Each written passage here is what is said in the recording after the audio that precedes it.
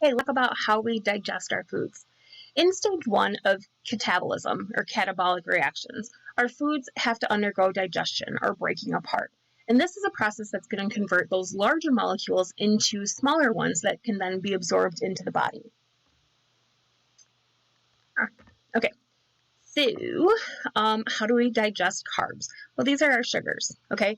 So enzymes are produced in the salivary glands in your mouth, and these hydrolyze some of the alpha-glycosidic bonds in the amylose and amylopectin, and this produces smaller polysaccharides such as maltose, glucose, and dextrose, or dextrins, and these contain 3 to 8 glucose units. So basically, we're starting from a big macromolecule and breaking it down into a micromolecule. After being swallowed, the partially digested starches are going to enter the acidic environment of the stomach, where the low pH is going to stop the carbohydrate digestion. Now, in the small intestine, the pH is about 8, which is a lot higher or more basic alkaline than the actual stomach. Okay, the enzymes produced in the pancreas are going to hydrolyze or break apart the remaining dextrins to go down to their constituents micromolecules, maltose and glucose. And enzymes produced in the mucosal cells that line the small intestines are going to further break apart maltose as well as lactose into sucrose and those mono or single saccharides. Monosaccharides are then small enough that they can be absorbed through the intestinal wall into the bloodstream. Then they're carried to the liver, where any fructose and galactose are going to be converted into glucose, which is what we need to start the metabolic process. So here's a nice overall picture of digestion of carbohydrates. So they begin digesting in the mouth, okay? And then they continue as they travel down the GI system, okay?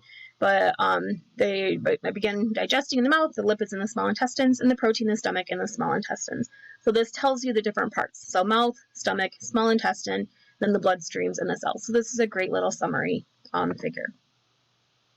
Well, moving on to our second food group, the digestion of our lipids or fats. So the digestion of fats, triglycerols that we learned about last week, these begin in the small intestine, where the bile salts break those fat globules into smaller particles, and these are called micelles. Okay, micelles are just little small baby fat droplets.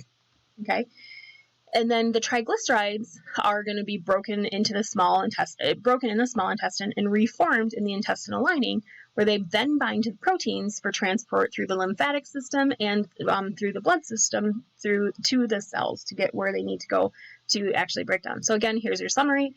Small intestine breaks it down from tris to monos.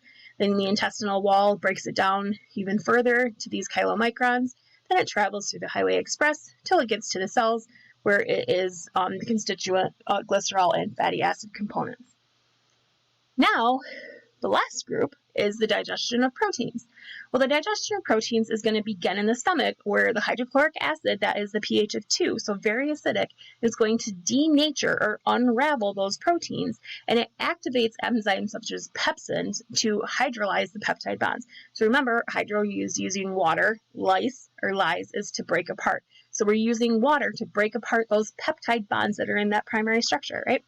Then it's going to move out of the stomach into the small intestine, where the trypsin and the chylotrypsin hydrolyze the polypeptides into the constituent amino acids.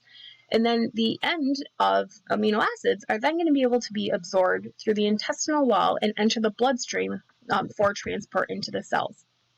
So again, here's your overall digestion of the proteins, where in the stomach, proteins are broken down through the action of pepsin into polypeptides, and then they're broken down through trypsin and chymotrypsin to these constituent amino acids.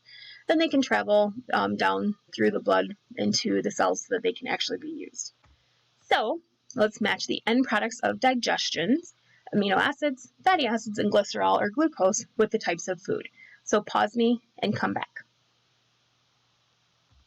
All right, did you get this? So fats are fatty acids and glycerol. Proteins are amino acids, and glucose is going to be those carbohydrates. Great job.